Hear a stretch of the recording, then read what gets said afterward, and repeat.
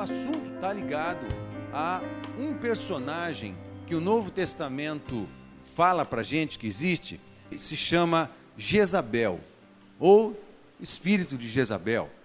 Pensando então sobre Jezabel, por que a gente vai falar sobre Jezabel? À tarde, provavelmente, a gente fale sobre um personagem que no Novo Testamento aparece como Beelzebu, e à noite como Mamon. Por que vamos falar sobre esses três personagens? Porque o Novo Testamento fala desses três personagens. Acho que há um grau de importância que o Novo Testamento deu ao papel e à influência desses espíritos, que nada mais são do que autoridades das trevas, que exercem influência nas pessoas e exercem governo sobre as pessoas.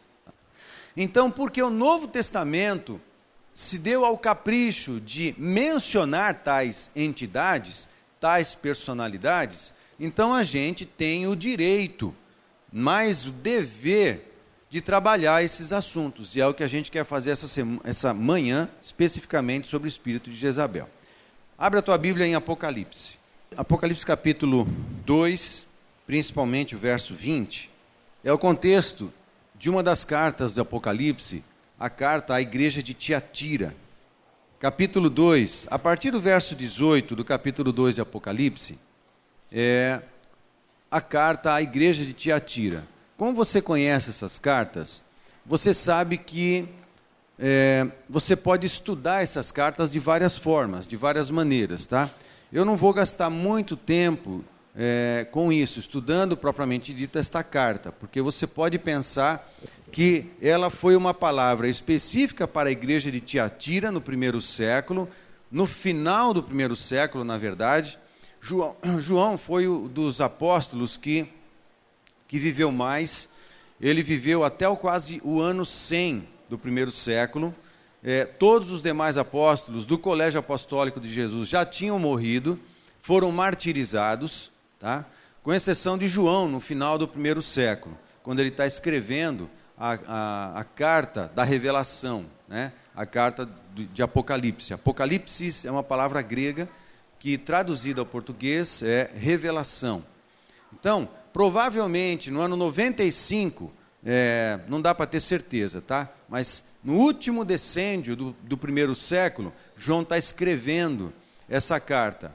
Então, a igreja de Tiatira, ela existia, tá? E João está escrevendo, essa carta provavelmente rodaria as pequenas congregações da cidade de Tiatira com essa mensagem de Jesus, a mensagem do Cordeiro, ao anjo da igreja principalmente. Dá para pensar que era o pastor, o líder da igreja, mas também eram cartas que eram lidas no meio das congregações, né? Então, havia um conjunto de ensinos dentro desta epístola, dentro desta carta, que era particular à igreja de Tiatira. Mas, como o Espírito Santo não perde a viagem, aquilo que serviu para uma pequena igreja serve para nós 2000 anos depois, porque há uma carga de revelação nessa carta que serve para nós também hoje. Você pode pensar nas cartas do Apocalipse como revelação de tempos, de momentos da história. Há muitas formas de você estudar a carta de Apocalipse. Não é isso que a gente vai fazer hoje. A única coisa que eu quero destacar desta carta à igreja de Tiatira é aquilo que Jesus fala que não foi muito legal, que não foi bom para a igreja, que foi tolerar a mulher chamada Jezabel. Veja aqui, há uma carga de historicidade na carta à igreja de Tiatira, como nas demais, mas também há uma carga de espiritualidade, há uma carga de revelação. Ele não está falando simplesmente da conduta da igreja lá, mas por causa dessa carga de espiritualidade, de princípios que estão além do tempo, é que esta carta nos ensina hoje, 2000 anos depois. Então nós podemos pensar na mulher Jezabel de Tiatira como de fato sendo uma mulher que estava no meio da congregação, mas também podemos pensar como se fosse a presença de um espírito que influenciava a igreja a ter uma vida, uma conduta que Jesus repreendeu. não era boa, era algo que provocava a santidade de Deus, a igreja agir desta forma, ou sujeita, ou deixar-se influenciar pelo espírito de Jezabel. Curiosamente, quando isso acontece no Novo Testamento, isso nos dá o direito de pensar na mulher Jezabel, de 1 Reis, capítulo 16, a mulher de Acabe, o rei de Israel, como também uma figura espiritual. Ela era uma mulher de verdade. Ela, de fato, se casou com Acabe, um dos reis de Israel. De verdade. Só que o demônio, os espíritos malignos que agiam nessa mulher, incorporaram de tal forma que o nome dela passou a ser uma referência direta à ação desse espírito. Certo? Então, que é um espírito que não age apenas em mulheres. Há uma tendência de quando a gente fala sobre esse assunto, direcionar contra as mulheres, como se somente elas estivessem sujeitas à ação desse tipo de demônio. E não é verdade. Todos nós estamos sujeitos. Estávamos e ainda estamos, se a gente não prestar atenção, a ser influenciado e cometer pecados debaixo da influência desse espírito. E eu quero pensar com você algumas coisas que faziam parte da conduta dessa mulher que denunciam a influência desse demônio. E é isso que a gente vai observar se alguma coisa parecida está acontecendo com a gente. Legal? Está preparado? Posso seguir? Então, segue comigo. Vamos ler aqui o texto da carta em Apocalipse 1. Ao anjo da igreja em Tiatira escreve: isso diz o Filho de Deus, que tem os olhos como chama de fogo, e os pés semelhantes a latão reluzente. Conheço as tuas obras, e o teu amor, e a tua fé. Pensou? Ouvir de Jesus isso para a igreja aqui? Ei, igreja, eu conheço as tuas obras, eu sei do teu amor, eu sei da tua fé. Que coisa linda de ouvir de Jesus. Jesus está reconhecendo a fé da igreja de Tiatira, isso é legal. O teu serviço e a tua perseverança, e sei que as tuas últimas obras são mais numerosas que as primeiras. Muito legal. Jesus é carinhoso, é cuidadoso. Ele começa elogiando, né? Por quê? Porque ele respeita a igreja. Ele respeita cada um de nós naquilo que nós estamos fazendo, que é legal, que é certo. Mas aí ele não deixa também de denunciar os desvios. Por isso ele é justo, por isso ele é bom, ele alerta a gente do caminho errado que a gente está tomando, com o propósito de endireitar a gente. E na sequência ele diz: mas tenho contra ti que toleras a mulher Jezabel, que se diz profetiza. Ela ensina e seduz os meus servos a se prostituírem e a comerem das coisas sacrificadas a ídolos. E dei-lhe tempo para que se arrependesse. E ela não quer arrepender-se da sua prostituição. Eis que a lanço num leito de dores e numa grande tribulação os que cometem adultério com ela, se não se arrependerem das obras dela. E ferirei de morte a seus filhos, e todas as igrejas saberão que eu sou aquele que esquadrinha os rins e os corações, e darei a cada um de vós segundo as suas obras.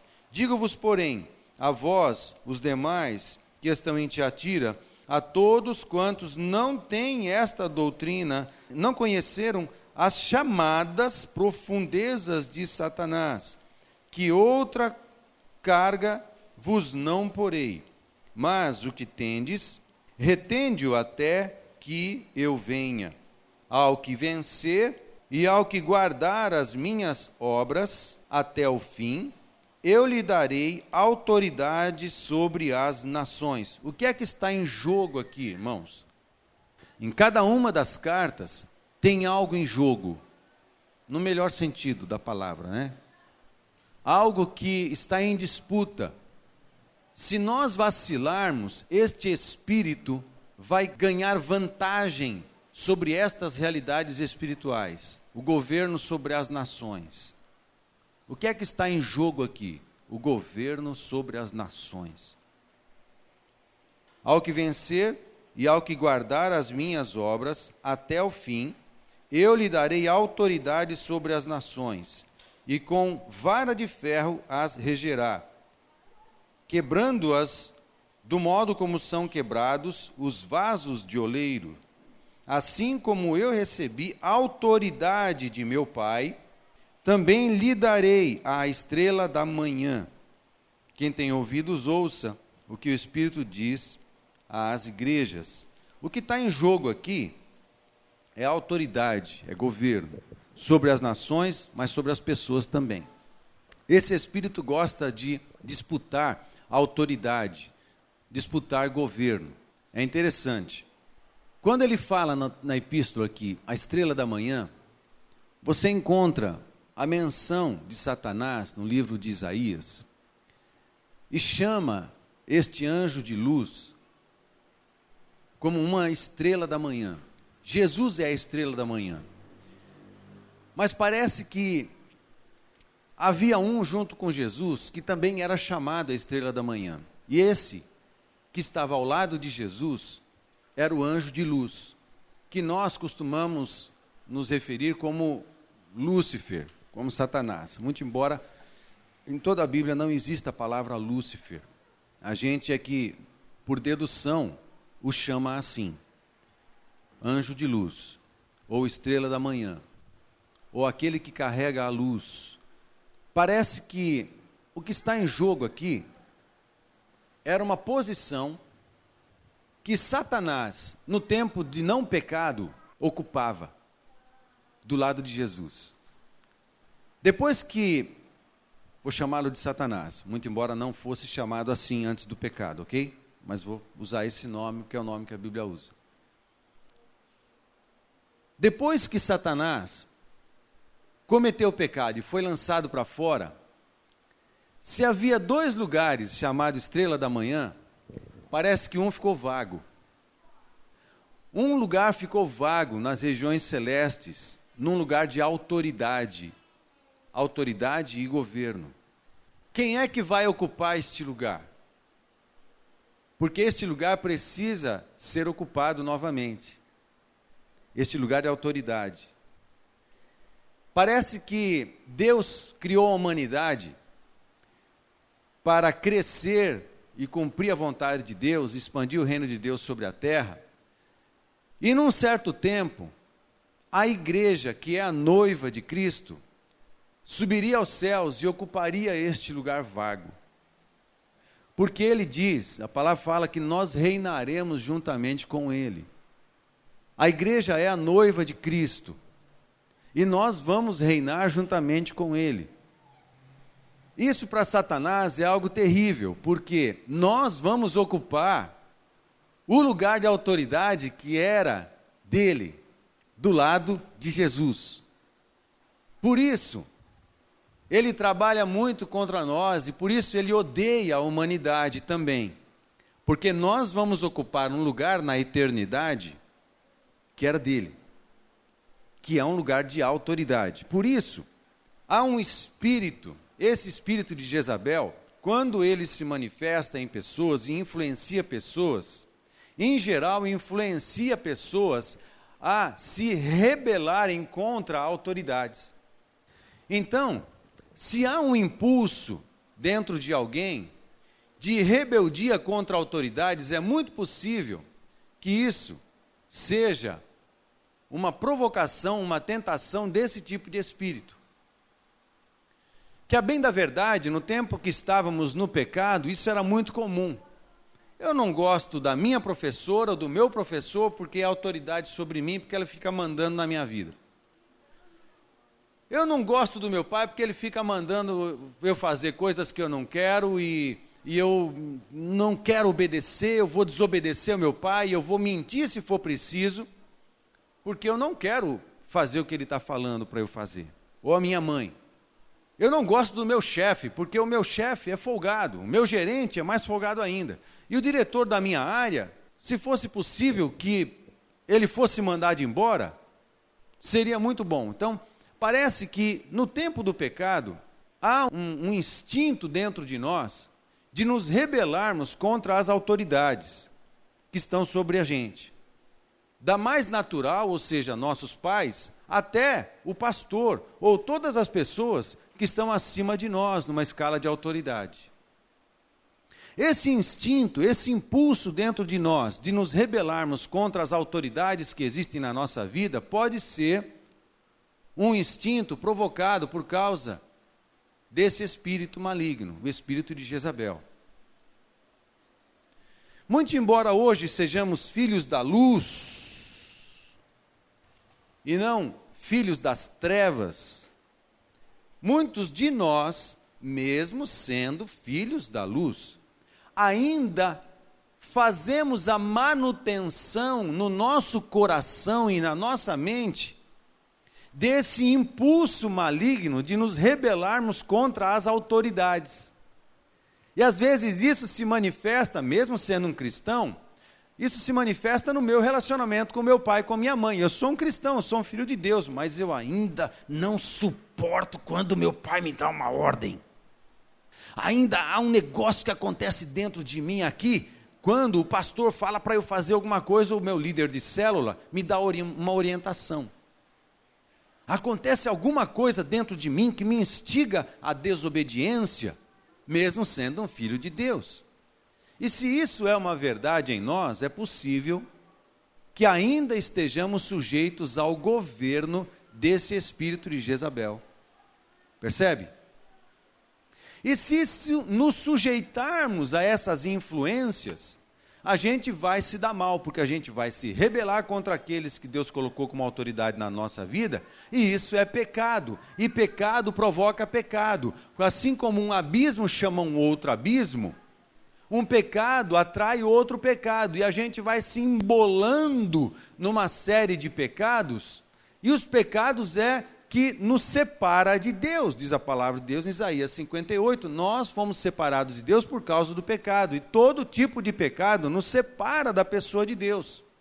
Então, a primeira coisa que eu destaco nesse espírito, que tenta exercer governo, que tenta exercer autoridade, porque esse espírito entra na igreja e provoca briga e disputa por autoridade, porque é isso que está em jogo.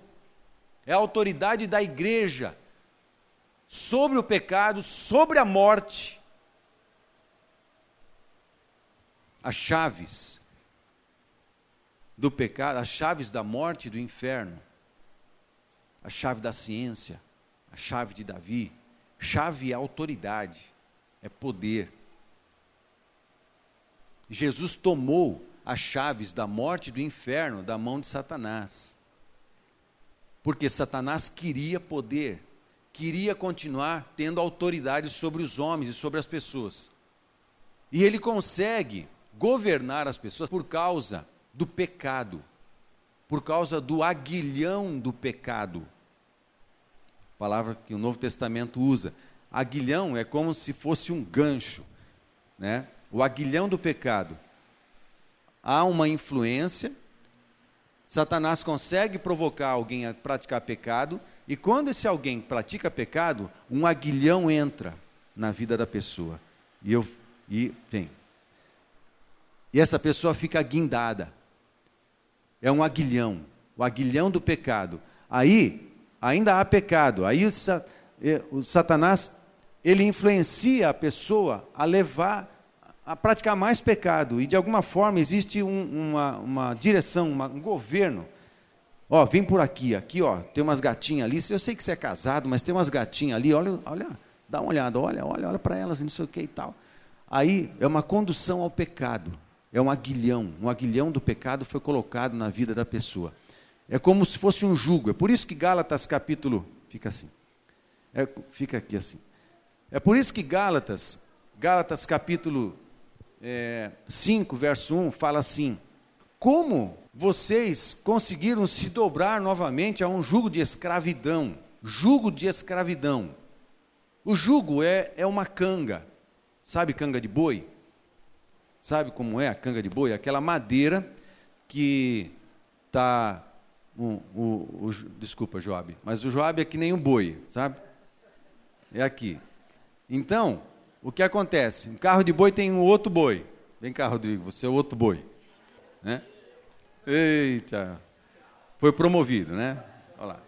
Aí, o carro de boi está aqui, os dois bois estão aqui, aí tem uma madeira, né? Aqui, uma madeira aqui e tal.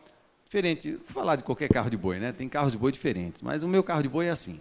Aí tem umas madeiras, aí tem a carroça atrás e tem alguém que está no comando. Só que a canga é aquele pedaço de madeira que se coloca aqui no jugo, né? É um jugo aqui no boi, e esse pedaço de madeira apoia no quengo do boi aqui, mas também tem dois outros pedaços de madeira que ficam aqui nas laterais da cabeça do boi. Então fica aqui prendendo. Por quê? Porque o piloto da carroça, o piloto do carro de boi, está com uma corda na mão. E essa corda está amarrada no jugo.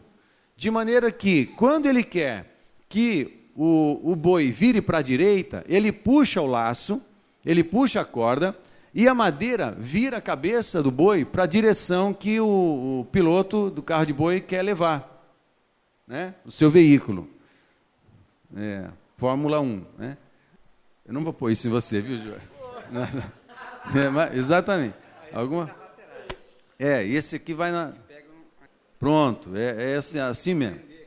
É um bom adorno, né? Você põe uns enfeitinhos, aí fica bonitinho. Aí fica assim. Aí ele puxa, vira para a direita, ele coloca a cabeça do boi na direção que o boieiro quer. Aí ele vira para a esquerda, aí esse negócio vira a cabeça do boi na direção que o boieiro quer. E assim, a vida desse boi é conduzida por um laço de pecado. Ok? Estou usando figuras. Né? Então assim é um jugo, ele exerce governo sobre ela. Agora, o pecado cria esse jugo. O pecado cria essa canga que Satanás coloca, tá?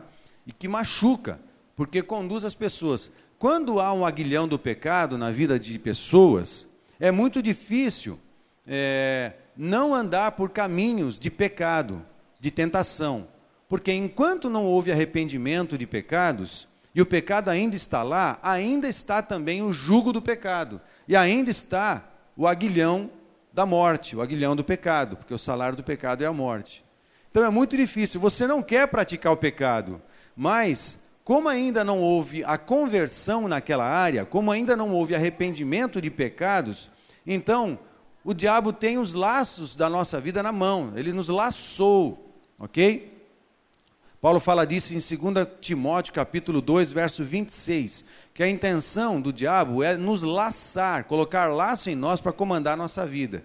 Assim, ele vira para a direita, a gente vai para a direita, na direção do pecado. Por isso, olha, você é casado, Joabe, mas olha as gatinhas lá, dá uma olhada, fica flertando, de repente alguma vai dar mole e você vai conseguir alguma coisa, né? Aí vira para a esquerda assim, olha a guitarra, olha o contrabaixo do irmão lá, bem melhor que o seu. Pô, não é justo, você é tão homem de Deus, você é tão filho de Deus, você é tão legal, você é tão bom, mas olha o contrabaixo que aquele cara tem, bem melhor que o seu.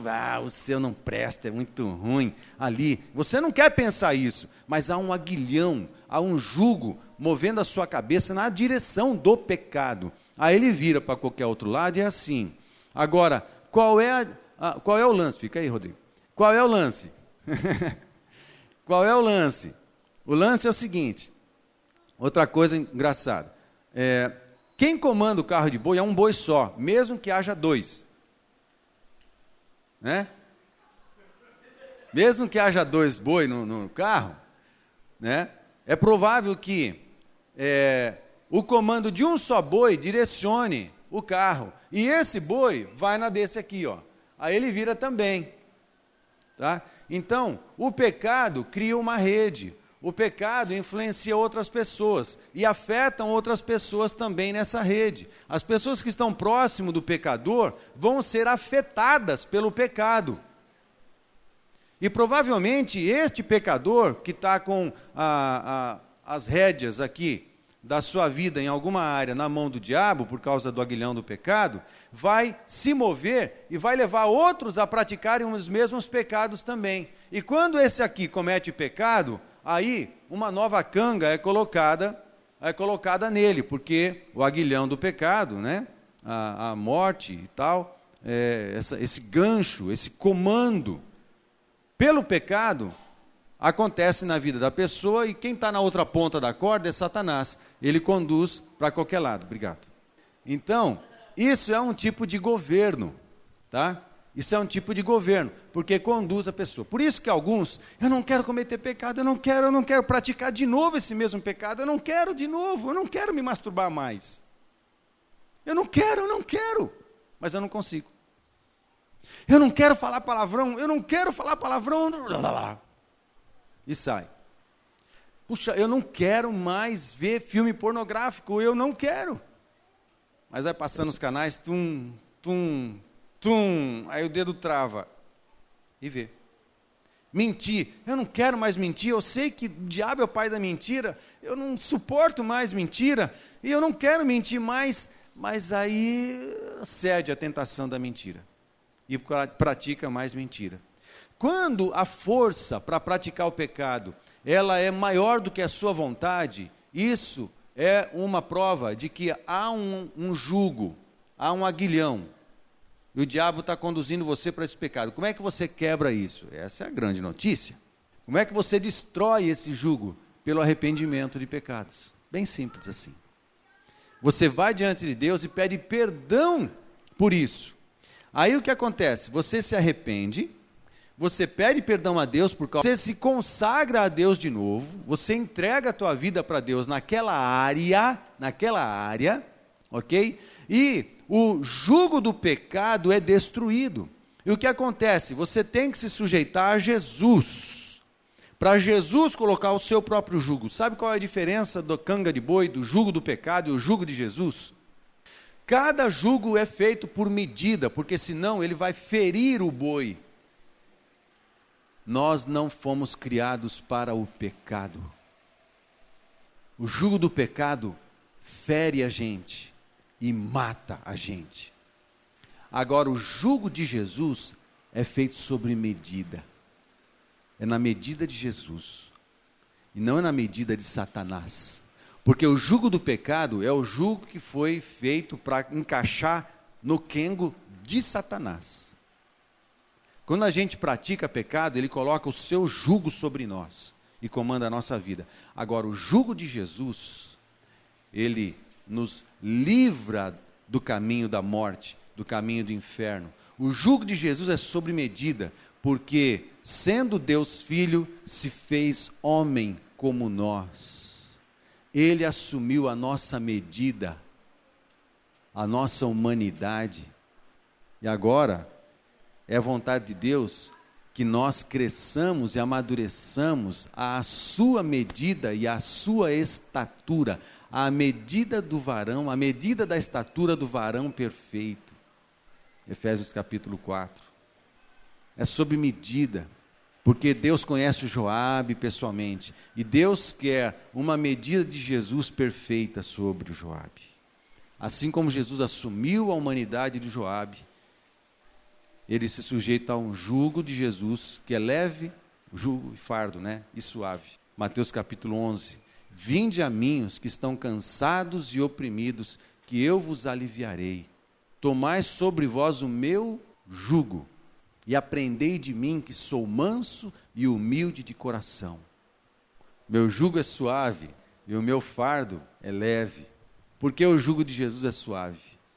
Porque ele se encaixa com a gente. Ele encaixa o seu amor em nós. Ele se mistura com a gente com perfeição. Ele se fez um de nós, ele nos conhece. E jugo também é condução, é o governo de Jesus sobre nós, que é sob medida. A medida dos filhos, a medida do Filho de Deus.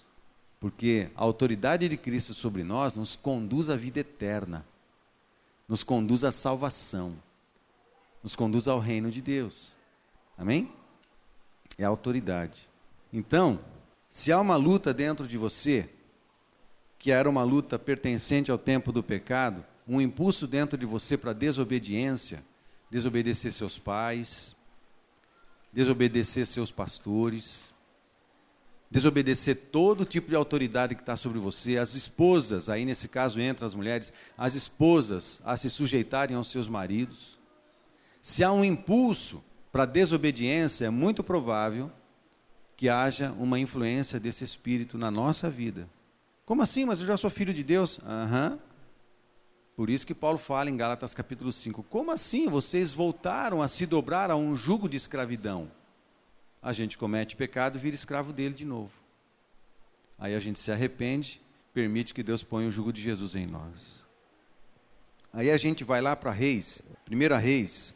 Indo para 1 Reis, capítulo 16, verso 31, eu vou ler alguns versos, tá? Não vou ler o contexto, porque levaria muito tempo, mas vou ler alguns versos e vou destacar algumas coisas então. E você vai prestando atenção para ver se na tua vida há algum tipo de influência assim, ou você age dessa forma. Se você age dessa forma, então é preciso se arrepender, é preciso se sujeitar ao jugo de Jesus. Vamos lá. Capítulo 16, verso 31 de 1 Reis, fala assim: como se fora coisa de somenos andar ele nos pecados de Jeroboão, filho de Nebate, tomou para sua mulher a Jezabel. Está falando de Acabe, certo? Acabe, rei de Israel. Tomou para si, por mulher, a Jezabel, filha de Etbaal, rei dos Sidônios, e foi e serviu a Baal e o adorou. Jezabel, literalmente, significa a sem marido, a não desposada, a rejeitada. Jezabel significa rejeitada, rejeição. E isso nos dá uma informação muito importante, porque o pecado nos faz sentir rejeitados por todos, mesmo que você seja muito amado, há constantemente em nós uma sensação de rejeição. Por quê? Porque nós nascemos em pecado. O pecado entrou na nossa raça, na raça humana, lá no Éden, e estragou a gente em níveis muito profundos. Estragou a nossa alma, estragou a nossa relação com Deus. E essa separação entre Deus gerou uma sensação de rejeição dentro de nós. Mas é por causa não de Deus, mas é por causa do pecado. Por quê? A rejeição é de Satanás, ele foi lançado fora. Quando nós pecamos, coisas de Satanás entram em nós, e entraram lá em Adão. Uma delas é a rejeição. Mesmo que teu pai te ame de montão, e a tua mãe te ame de montão, ainda assim há uma sensação de rejeição no nosso coração. Por quê? Por causa do pecado, que existe na nossa raça. E parece que esse estado de rejeição, essa enfermidade emocional, faz com que a gente abra um campo dentro de nós para sermos influenciados por esse demônio. Por quê? Com o estado de rejeição, eu preciso fazer alguma coisa para ser aceito. Eu vou fazer o que for preciso para ser aceito. Para ser aceito pelos meus pais, para ser aceito pela minha namorada, pelo meu marido, pela minha esposa, para ser aceito pelas pessoas do meu convívio, para ser aceito na igreja, para ser aceito pelas pessoas do meu bairro, do clube, do futebol. Eu quero fazer alguma coisa para eu ser estimado, para suprir essa carência de aceitação que todos nós temos. Só que, no tempo do pecado, isso funciona totalmente errado. Quem está debaixo do governo do pecado ainda, e vai lidar com a rejeição, provavelmente de maneira errada. Então, ele vai manipular pessoas, ele vai fazer um monte de coisa para ser aceito no meio do grupo, nem que seja fumar. Porque se ele fumar, igual os coleguinhas fumam, ele vai ser aceito no grupo. Nem que seja tomar droga, cheirar, injetar, todos os nomes que você sabe, e qualquer tipo de ação que denuncie isso. Não, a minha turma toma droga, fuma maconha, então eu vou fumar também, porque eu vou ser aceito no grupo. Minha turma toda ela já fica na escola. Falando tudo principalmente aos jovens, né? A nossa galera com 10 anos de idade, as menininhas na escola com 10 anos de idade, Está no 4º ano do ensino fundamental, com 10 anos, com 9 anos de idade, está ficando com os garotinhos. Mas já está beijando na boca com os menininhos da escola. É terrível. E o rapaziadinha, os garotos, já está beijando na boca de outras menininhas de 8, de 9 anos. Por quê? Porque é moda, todo mundo fica. Então você vai fazer isso também para se sentir aceito.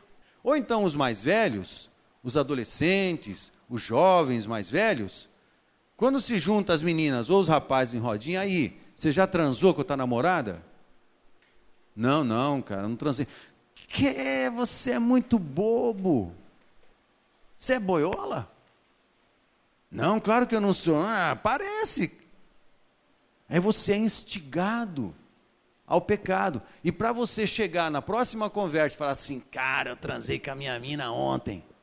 Oh, sério? Como é que foi? Não sei o que. Pô, foi maneiro. Não sei o que, não sei o que. Pô, aí o grupo vai te olhar e falar assim, uau, vai te respeitar. Você está carente dessa aceitação e você vai cometer um pecado para depois contar vantagem no meio do grupo. Para quê? Porque é legal o pecado? Não, o pecado gera morte. Você vai ter um problema sério depois, você não vai conseguir parar mais de cometer esse pecado, até que você se arrependa dele. Porque o arrependimento troca o governo. Anota isso, o arrependimento troca de governo. As trocas de governo acontecem principalmente, aliás, unicamente, pelo arrependimento de pecados. Então, quem está debaixo do governo do pecado vai fazer o que for preciso para ser aceito. Mas quem é filho de Deus não precisa, porque ele já é aceito. O filho de Deus não precisa gastar energia nenhuma para a aceitação, porque Deus já provou o seu amor entregando Jesus na cruz por nós. Quando nós ainda éramos pecadores, Paulo fala em Efésios capítulo 2, quando ainda éramos pecadores, filhos da desobediência, Jesus morreu por nós, em nosso lugar, e pagou o preço do nosso pecado. Porque Deus amou o mundo de tal maneira que deu o seu Filho unigênito para que todo aquele que nele crê não pereça, mas tenha a vida eterna. Ele veio para que tenham vida e a tenham em abundância. Satanás veio matar, roubar e destruir, mas eu vim para que tenham vida e vida em abundância. Jesus desceu do céu, abriu mão de todas as coisas, Filipenses capítulo 2, e se fez homem, homem como nós, homem de dores, segundo Isaías capítulo 53, 54, 57. Ele assumiu a nossa humanidade e foi obediente até a morte, morte de cruz, e morreu em nosso lugar. Se isso não é aceitação, não existe mais nada que prove para você que Deus te aceita e Deus te ama. Então, para suprir carências de rejeição, quem está debaixo do pecado vai praticar vários pecados, e pecado chama pecado, como um abismo provoca outro abismo, atrai outro abismo. Mas nós não precisamos disso. Se em você há alguma coisa assim na tua vida, você está sempre tentando fazer alguma coisa muito legal, nem que seja errada, para se sentir aceito pelo seu grupo, provavelmente você esteja debaixo de influência desse espírito. Como é que você quebra isso?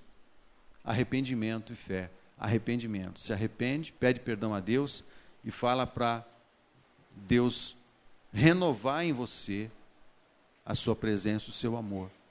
Porque Deus nos aceita.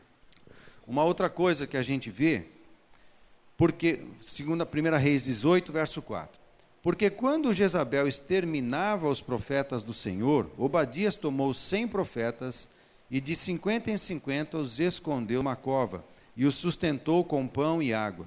Verso 13 fala assim, acaso não disseram ao meu Senhor o que fiz quando Jezabel matava os profetas do Senhor, como escondi com 100 homens dos profetas do Senhor, de 50 em 50 numa cova, e os sustentei com pão e água? Agora, pois, manda ajuntar a mim todo Israel no Monte Carmelo. Elias que está falando isso, né? Como também os 450 profetas de Baal e os 400 profetas de poste ídolo, ou Azera, que comem da mesa de Jezabel. Bom, um pouco antes, nos versos que eu li antes deste aqui, que Jezabel mata os profetas. Esse espírito odeia os profetas. Por isso que ele se diz profetiza em Apocalipse capítulo 2. na igreja de Tiatira. Ela se diz profetiza, porque na verdade esse espírito odeia os profetas. Por quê? Porque é insuportável para ler a Bíblia. Provavelmente você esteja debaixo de influência desse demônio. Se você curte tudo na igreja, na adoração, mas na hora da pregação você levanta e vai embora porque é chato, é possível que você esteja debaixo de influência desse espírito, porque esse espírito odeia a palavra de Deus, porque a fé vem pelo ouvir, e o ouvir a palavra de Deus, porque nós somos libertos pela fé. A fé no Senhor, a fé em nós é alimentada pela palavra. Há um texto também na Bíblia que fala assim, porque vocês, quando falta palavra, quando falta profeta, vocês são destruídos. Oséias. Agora, quem é o responsável por repartir a palavra de Deus, o conhecimento? São os profetas, são os mestres, são os pastores. A falta do conhecimento da palavra gera destruição em nós, porque nós não aprendemos os valores do reino de Deus, nós não aprendemos como são as coisas no reino de Deus, nós não aprendemos como é ser um marido no reino de Deus, nós não aprendemos como é um filho ser no reino de Deus, nós estamos longe da palavra de Deus. E quando estamos longe do conhecimento da palavra de Deus, somos alvos muito frágeis e vulneráveis à influência de demônios para nos levar à condução, nos levar à prática de novos pecados. E quanto mais pecado, mais aguilhão. E quanto mais pecado, mais jugo. Esse demônio odeia os profetas por causa da palavra. A palavra de Deus tem poder, conforme Paulo fala em 1 Coríntios, porque a sabedoria de Deus, que é repartida entre nós pela palavra e pelo mover do Espírito Santo, traz libertação. O poder, o Evangelho é o poder de Deus, não é isso que está lá? Em 1 Coríntios, capítulo 1, capítulo 2, porque o Evangelho que eu tenho pregado a vocês é o poder de Deus para destruir as obras da maldade e ajudar vocês a andarem no caminho da luz. A palavra de Deus precisa ser ensinada e pregada. Não há nenhum problema, meus queridos irmãos. Quando alguém vem aqui à frente, pega o microfone, e o Espírito Santo passeia com palavra de conhecimento, palavra de sabedoria, e dá revelação, e o pastor fica liberando palavra profética no meio da congregação. E quando isso acontece, há um alvoroço, não é verdade? Não é assim? Você vai em qualquer lugar, quando o camarada pega assim, pega o microfone assim, o senhor está me mostrando uma pessoa aqui desse lado. Tá, ela brigou com o marido, ela brigou com a família, ela está numa crise terrível, ela não sabe ainda o que fazer, está buscando a Deus para saber o que fazer, e não sabe como andar no caminho de Deus ainda, mas os conflitos têm sido grandes. Ela não sabe o que fazer, mas a intenção do coração é boa, e ela está buscando ao Senhor para saber o que ela deve fazer, o que ela não deve fazer.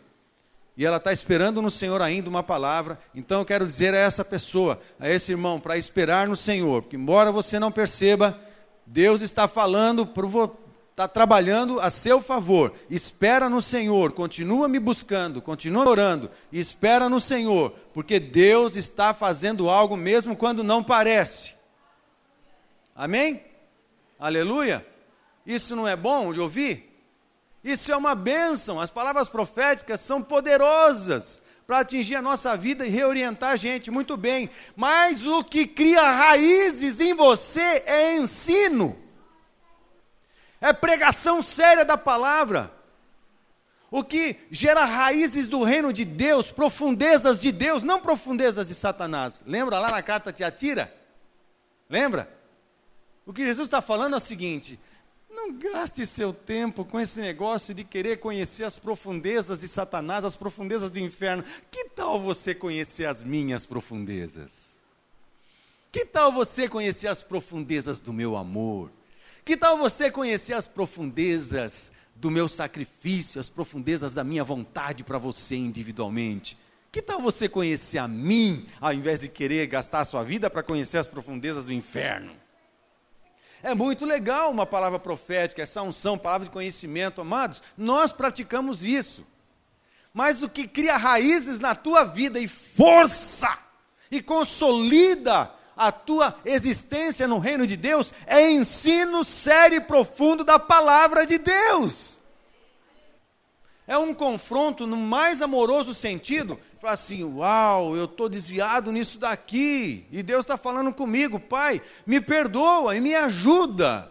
Por quê? Porque você recebeu uma palavra de revelação. Agora, esse espírito, ele tem ódio dos profetas e ódio da palavra de Deus. Nos últimos 40 anos, a igreja do Brasil tem se afastado da palavra. Por isso ontem eu disse, eu sou do tempo da escola bíblica dominical, eu tenho quase 50 anos de idade. Eu tenho 47 anos. Eu sou do tempo da escola bíblica dominical. Tudo que eu aprendi sobre os reis, eu aprendi na classinha de joias de Cristo. Os nomes que eram das salas. Eu aprendi lá. Estudo da Bíblia. Eu fiz uma faculdade teológica. E mais um sem número de cursos. Eu não estou querendo me esnobar diante de você. Você está entendendo? Por favor. Mas o que eu tenho visto é que, desde os anos 70 para cá, de repente, final dos anos 70, nos anos 80, começou um negócio no meio neopentecostal, coisa assim, teologia do inferno. Ah não, o povo não tem mais paciência para vir no domingo de manhã, para sentar e estudar a Bíblia. Ninguém tem mais paciência para estudar a Bíblia. Então vamos fazer cultos cheios de música, de luzes, de adoração, de palavras proféticas, mas ficar só nisso é como quem vive comendo hambúrguer do McDonald's. Vira aquele programa? O camarada comeu hambúrguer do McDonald's de manhã, tarde e noite durante 30 dias. Depois de 30 dias ele estava com anemia profunda, quase morrendo, o fígado estava quase estragado, o rim estava perto de ter um colapso. O corpo do camarada estava para morrer. Se ele não parasse e comesse hambúrguer do McDonald's por mais um mês, provavelmente ele morreria. Bom, mas é tão gostoso o hambúrguer do McDonald's? É, mas se você comer só ele, você vai morrer. Morrer. Vamos respeitar o nosso deputado.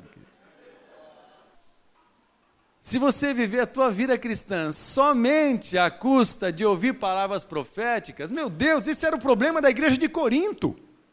Era uma igreja cheia de manifestações e dons sobrenaturais. E cheios de profetas. Mas era a igreja mais problemática de todo o primeiro século. Paulo falando assim, vocês fluem todos os dons, vocês falam em línguas, vocês fazem sobrenatural, vocês andam no sobrenatural, vocês, dons e maravilhas, milhares de curas, milhares de coisas acontecendo. Nós somos a favor de tudo isso, nós somos a favor da cura, pelo amor de Deus, Deus faz mais isso em nós. Mas quando você baseia a sua vida e a saúde da sua vida cristã somente nesses moveres e não se aprofunda no conhecimento da palavra de Deus, você vira um anêmico espiritual, um doente espiritual. Em Corinto tinha tudo disso, mas era a igreja mais problemática, que negava a fé em Jesus de várias formas. Agora em Tessalônica não tinha nada disso. E Paulo olha para Tessalônica e fala assim, vocês são um exemplo para toda a Ásia, exemplo de trabalho, exemplo de fé, exemplo de operosidade, exemplo de consagração, exemplo de dedicação. Vocês de Tessalônica são tremendos, exemplos de amor, de trabalho evangelístico. Vocês são uma igreja boa, abençoada no primeiro século. E não tinha ninguém lá preocupado em falar em línguas em Tessalônica. Isso tinha em Corinto. E dentro dessa igreja, que todo mundo queria ser mais espiritual que o outro, porque falava em línguas e andava nos poderes sobrenaturais, era a igreja onde tinha incesto, onde a sogra estava dormindo com o genro, onde tinha irmão processando irmão na justiça comum. Era uma igreja típica de Sodoma e Gomorra. Se Sodoma e Gomorra tinha uma igreja, era igualzinha de Corinto. E tinha todos esses moveres sobrenaturais. Agora não tinha profundidade na palavra de Deus. É muito mais divertido para você vir aqui sentar nessa cadeira bonita, amarela e gostosa, né? E ficar ouvindo um monte de coisa legal aqui, e você voltar para casa, uau, que delícia. Ao invés de vir aqui sentar, eu vi um barbudo de barba branca, meia preta, ficar falando assim: ei, presta atenção na tua conduta. Se você está agindo assim, você está debaixo do governo do pecado e de Jezabel. E se continuar assim, você vai para o inferno. Não é gostoso você vir aqui pagar a inscrição para ouvir isso. Eu ainda paguei para ouvir isso? Pagou. E não tem devolução. Não é gostoso. Mas o que vai te dar saúde na vida espiritual e na vida cristã, meu amado, é profundidade na palavra de Deus. Quando o neopentecostal surgiu na década de 70, eles rejeitaram os tradicionais. Tudo que era tradição era coisa comparada ao inferno. Mas, meu irmão, os neopentecostais só têm 40 anos na história. E os tradicionais estão aí há 500 e quase 600 anos. Você acha que foi o oba-oba que fez com que a igreja chegasse até aqui? Vai falar mal dos tradicionais? Morda a sua língua. Porque foi a firmeza na doutrina dos apóstolos que fizeram com que a igreja chegasse no século 20. E você ainda pagou para ouvir isso. Tradicional vai falar mal dos neopentecostais? Morda a sua língua. Porque não podemos falar mal de ninguém. Porque se houve um esfriamento da devoção e da dependência do Espírito Santo entre os tradicionais, a gente vai aprender isso com os pentecostais e com os neopentecostais. Nós não somos inimigos uns dos outros. E enquanto achamos que somos, aí estamos debaixo do governo do diabo. Quando a gente fica se comparando para saber quem é melhor, isso é típica manifestação do espírito de Jezabel misturado com Belzebu. A igreja que fica se comparando e se achando melhor do que as outras, está debaixo não do Espírito Santo, está debaixo do espírito de Jezabel, do espírito de Belzebu. E vão fazer reunião no inferno e convidar Satanás para ser preletor principal da conferência. Você ainda pagou para ouvir isso. Sabe por quê, irmãos? Porque a gente não está de brincadeira. Você quer oba-oba? Você vai pagar R$80 para participar de um show por 2 horas só. Eu não tenho nada contra isso também, ok?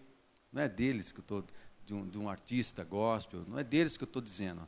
Eu estou dizendo de um comportamento no meio da igreja de hoje, num comportamento fútil, interesseiro e jezabelístico, que supervaloriza o entretenimento.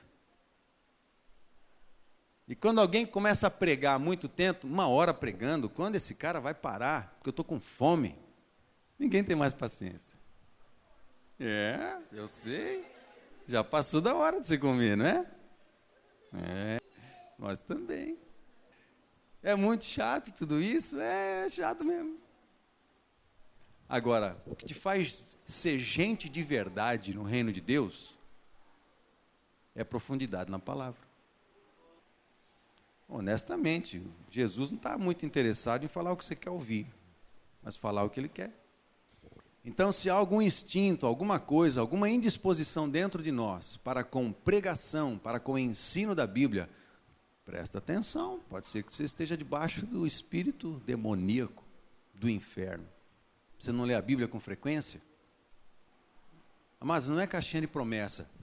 Uma turma de uns 30 alunos, gente de primeiro ano, de segundo ano, era um seminário de 2 anos só. E surgiu uma questão numa aula num dia, e eu fui pesquisar sobre aquela questão. E no dia seguinte eu estava lá, eu estava hospedado em Curitiba, estava sozinho, estava dando um módulo inteiro de 1 semana intensiva de aula. No outro dia eu tive tempo, fui estudar. Sobre aquele assunto eu li mais ou menos uns 60 textos. Uns 60 textos para entender o que a palavra estava dizendo a respeito daquele assunto. E depois de ler uns 60 textos, O que eu diria a respeito disso, por causa dessa pesquisa, não levaria mais do que 5 segundos. Percebe? Você lê 60 textos e pesquisa 60 textos, faz leitura, e você gasta 1 hora, 2 horas, para repartir um princípio que você faz em 5 segundos. Ok? Aí eu estou lá, voltei, aí conversei e percebi que os alunos estavam assim meio que boiando e tal, e percebi no momento da aula que eu estava precisando chamar a atenção, porque eles eram seminaristas, chamar a atenção para o estudo da palavra de Deus. Aí eu perguntei assim, irmãos, ok, deixa eu perguntar algo para vocês, quantos textos você acha que deve estudar para entender melhor a respeito de um princípio, ou alguma coisa assim, ou para pregar, ok? Para dar uma aula. Quantos textos você tem que estudar? Todo mundo ficou em silêncio. Aí minha irmãzinha lá no fundo, pastor, a gente tem que ler pelo menos uns 3 versículos. Meu Deus, onde que eu estou? Eu estou num seminário teológico? É isso mesmo? Eu entrei em crise, nos 3 segundos seguintes, eu entrei numa crise terrível. O que eu vou falar? Se um seminarista acha que só 3 textos bíblicos são suficientes para ele pregar, ou para ele fazer um estudo, ou entender um princípio da palavra de Deus, honestamente eu fiquei muito irritado. Aí eu falei assim, minha irmã, meus queridos, meus amados alunos, para afirmar para vocês o que eu acabei de afirmar aqui, eu li 60 versículos, 60 textos, e gastei talvez 1h30, porque é importante entender o que a palavra de Deus está dizendo a respeito desse assunto. E depois que eu entendi, eu reparti com vocês em 5 segundos o que eu demorei 1h30 para estudar. Vale a pena? Sim, vale muito a pena, porque a gente vai acertar na verdade, vai caminhar pela verdade, a palavra tem que gerar isso em mim. Como assim 3 versículos, irmã? Vocês são uma escola teológica? Como assim? Sabe por quê? Porque há uma preguiça generalizada na nossa geração pelo estudo da palavra de Deus.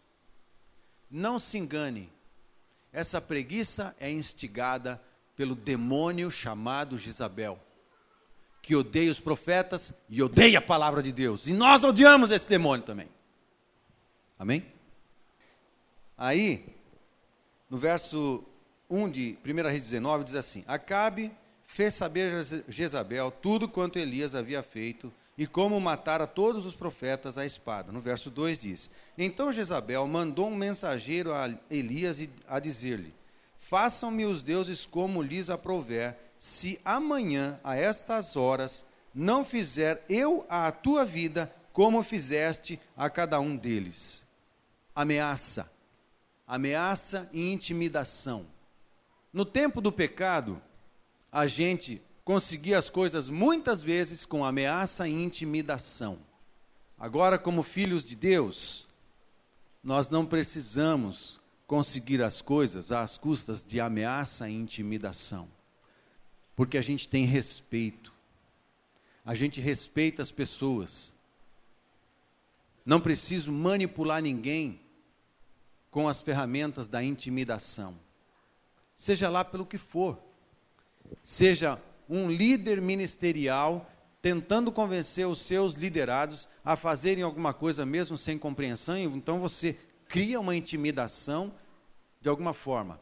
Ou a mãe para com os filhos, sempre de uma autoridade para com outros, né? Intimidação. Ou você, se você não fizer isso, cara, a gente vai ter problemas e tal, e você cria uma artimanha, uma articulação mental e toda para criar uma intimidação e provocar a pessoa a fazer aquilo que você quer. No tempo do pecado, era por intimidação e ameaça que a gente conseguia muitas coisas, mas isso é espírito de Jezabel. Aqui no contexto do reino de Deus, é o Espírito Santo que deve mover e trazer convencimento às pessoas. Nem a respeito dos pecados das pessoas a gente tem poder de ajudar nada, a não ser pela oração. Nós não conseguimos convencer nem a nós mesmos dos próprios pecados que nós temos, quanto mais as pessoas. Se uma pessoa está no caminho errado, o máximo que eu posso fazer é repartir uma palavra, uma oração e dar um abraço nela. E como diz Paulo em 1 Timóteo capítulo 2, ficarmos na esperança, a gente ama e ficamos na esperança de que Deus traga o convencimento dos seus pecados. Mas você sabe que nós líderes às vezes usamos ferramentas de intimidação. Ah, tá, então você vai fazer isso? Então eu não vou fazer aquilo. Intimidação, ameaça. Se de alguma forma isso acontece conosco, ou em alguns, denuncia a ação do espírito do pecado, espírito de Jezabel. Porém, vindo Jezabel, 1 Reis 21, 5. Porém, vindo Jezabel, sua mulher, ter com ele, disse: que é isso que tens assim, desgostoso em teu espírito, e não comes mais? Era aquele lance de uma vinha, né, que Acabe queria comprar, e ele foi lá comprar a vinha, e o dono da vinha não quis vender, porque era uma herança de família. Ele voltou para casa triste, tadinho, porque ele era o rei e não pôde comprar a vinha que ele gostou. Aí, Jezabel pergunta para ele: por que você está tão triste? Ah, porque eu não pude comprar a vinha. Ah, deixa comigo, eu vou resolver isso para você. Foi lá, por mentira e manipulação, deu um jeito de condenar o dono da vinha à morte. Ele foi apedrejado. Depois que morreu, ela voltou para Acabe e falou assim: Acabe, vai lá e toma a vinha, porque o dono dela morreu.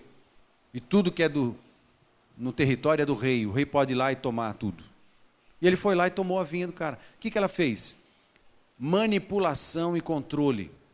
Manipulou pessoas, usando mentira e todo tipo de ferramenta maligna, para conseguir um fim, mesmo que ação e controle. Falou com pessoas: olha, e como isso funciona na prática aqui?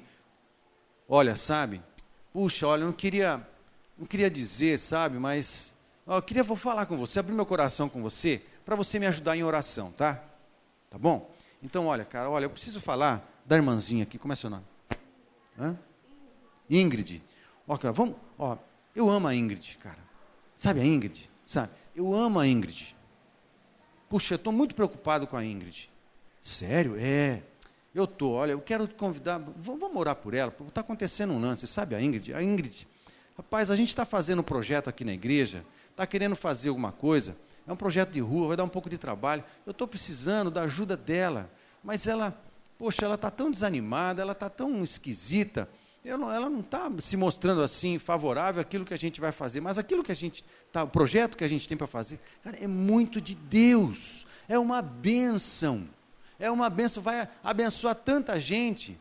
Poxa, me ajuda a orar pela Ingrid, porque ela não está querendo cooperar com a gente, vamos abençoar a nossa irmã, né? Poxa, a gente ama tanto a Ingrid. O que está acontecendo? Tem aparência de bondade, mas é maligno até o osso.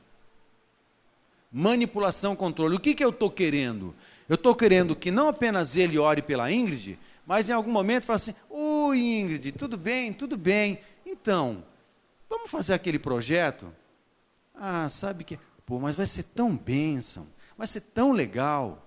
Puxa, vamos lá, vamos lá. O que eu estou fazendo? Eu estou manipulando o irmãozinho, tá? Com os meus argumentos, os meus motivos, para que de alguma maneira, quando ele estiver perto da Ingrid, ele vai tentar laçar a Ingrid e trazer a Ingrid como aliada da gente, para eu conseguir realizar o meu projeto. Manipulação. Eu estou manipulando ele sem que ele perceba. Eu estou com uma aparência de espiritualidade, mas eu estou praticando manipulação para tentar alcançar ela. Muita mãe faz isso com o filho para tentar chegar ao marido. Muito filho faz isso com a mãe para tentar chegar ao pai, conseguir permissão do pai para alguma coisa. Muito líder faz isso com seus liderados para conseguir adeptos, conseguir apoio, aliados. Qualquer impulso para manipulação e controle, muitas esposas fazem isso com seus maridos, mas muitos maridos também fazem isso com suas esposas. Qualquer impulso para manipulação ou controle denuncia a ação desse demônio. Ok? Verso 25 do capítulo 21 ainda diz assim: ninguém houve, pois, como Acabe, que se vendeu para fazer o que era mal perante o Senhor, porque Jezabel, sua mulher, o instigava. Sabe aquele negócio? Vamos lá, não, vamos lá, vamos fazer aquilo. Pô, vamos lá no cinema. Pô, vamos lá, vamos fumar. Pô, vamos lá ver o filme pornográfico. Vamos lá. Pô, vamos lá. Pô, fala, me ajuda, fala lá. Instigando para conseguir as coisas com as pessoas. Denuncia isso, o espírito de Jezabel. Olha que interessante. No verso 22 do capítulo 9 de 2 Reis, está escrito assim: sucedeu que, vendo Jorão a Jeú, perguntou: a paz, Jeú? Ele respondeu: que paz, enquanto perduram as prostituições de tua mãe Jezabel e as suas muitas feitiçarias. A palavra de Deus fala que rebeldia é como esse pecado de feitiçaria. Qualquer crente que se mostra rebelde contra as suas autoridades, pratica feitiçaria. E os feiticeiros não herdarão o reino dos céus. É ruim de ouvir isso? É mais gostoso você receber uma palavra de bênção, de unção, e sair babando para casa, torcendo os pés por causa da presença de Deus. É muito mais gostoso isso, do que você ouvir o seguinte: olha, se você é um desobediente aos seus pais, você é um feiticeiro. E se continuar assim, você vai para o inferno. Você é desobediente às autoridades que estão sobre você? Ok, então você é um feiticeiro. E feiticeiro tem parte com o inferno, tem parte com Satanás. Se você não se arrepender das suas más obras, se não se arrepender disso, você vai para o inferno. É mais gostoso? A primeira coisa. Você receber uma imposição de mãos e pedir unção. E não está errado a gente querer essas coisas, unção e tudo mais, a gente precisa dessas coisas. Mas o que vai endireitar a tua vida, meu irmão, é você descobrir quem está governando você. Ah, mas eu já entreguei minha vida a Jesus. Mas pode ser que você não esteja debaixo do governo de Jesus. E ainda esteja debaixo do governo de Jezabel. 9:30 de 2 Reis diz assim: tendo Jeú chegado a Jezreel, Jezabel o soube, e então se pintou em volta dos olhos, enfeitou a cabeça e olhou pela janela. O que é isso? Sedução. Aí, vamos dizer assim, 80% quem pratica isso mais é mulher, e só 20% homem. Se pintou, pareceu bonita, e se mostrou bonita e atraente. Sabe por quê, irmão? Irmãs, vocês sabem disso, mas os homens, nós não. Porque o homem é meio tonto. Ou para não dizer inteiro. O homem é bobão, sabe? A mulher faz o que quiser, se quiser, faz de gato e sapato. Porque a mulher tem um poder de sedução muito grande. Atendi uma vez uma mulher no gabinete pastoral, no meio de uma reunião. Sozinho eu nunca atendia. Minha mulher sempre estava junto. E no meio da reunião ela me pegou no gabinete, sentou na minha frente para falar alguma coisa. Ela estava com decote V, do tipo que você vê o umbigo, e caindo assim em cima da mesa na minha direção. Falei, meu Deus do céu, que isso? Aí empurrei a cadeira para trás assim, e tirei a mão da mesa, porque ela pôs a mão na mesa assim, como que querendo tocar em mim. Falei, Deus me livra disso. Aí, a mente do homem, o cérebro do homem, já deixa de trabalhar direito. As ideias já ficam batendo uma na outra assim, pá. É difícil. É criado com um gatilho sexual, que é pelo olhar. O principal gatilho sexual no homem é o olhar. E a mulher sabe disso. Por isso há um poder de sedução muito grande. Foi o que Jezabel fez. Porque ela sabe que o cérebro do homem começa a falhar diante de uma exposição, assim, do próprio corpo e tudo mais. A gente foi ministrar em tantos lugares, e tinha vezes que a gente estava na frente, momento de oração, ministração mesmo, algumas irmãs vinham com a saia aqui, o decote V, o umbigo, chegavam assim, para receber oração, então a gente está orando, o Senhor abençoa, tal, de olho aberto, né, porque a gente ora de olho aberto, para ficar vendo o que está acontecendo. Aí tal. A irmãzinha chegava assim, pastor, ora por mim, aí abaixava assim. Sem dom de revelação, quase dava para ver o que tinha na alma dela. Muito bem, Aí a irmãzinha chegava assim, tá, abaixava. Meu Deus, às vezes a gente orava assim, ó. Senhor, abençoa essa irmã. No nome de Jesus, por favor. Né? E não tocava nela. Porque tinha que olhar para trás. Aí ela caía no chão. Plá. Imagina. Sai aqui. Aí a gente, pum, cai no chão. Plá. Aí a equipe orando, vários homens orando. Meu Deus, alguém põe um pano em cima dessa mulher. Alguém põe um pano em cima desse corpo. No chão. É difícil. Sedução. E o homem às vezes é malandro. Porque se o melhor gatilho que o homem tem para acionar a sua sexualidade são os olhos, na mulher são os ouvidos. Ô, minha irmã, um tom grave, médio grave. Ô, minha irmã, que bênção. Puxa, estava com tanta saudade de você. Como é que você está? Está tudo bem? Ô, você está muito linda. Nossa, está linda, está muito linda hoje. Hoje, né? Olha que babaquice. Puxa, fiquei tão feliz de ver você. Vamos conversar depois? Ah, mas eu tenho compromisso. Eu sei, mas poxa, nossa, o que aconteceu hoje? Teu olho está brilhando tanto, parece uma... Porque é safado. O homem é safado, ele sabe ser safado quando quer. Sedução, espírito de Jezabel, demônio.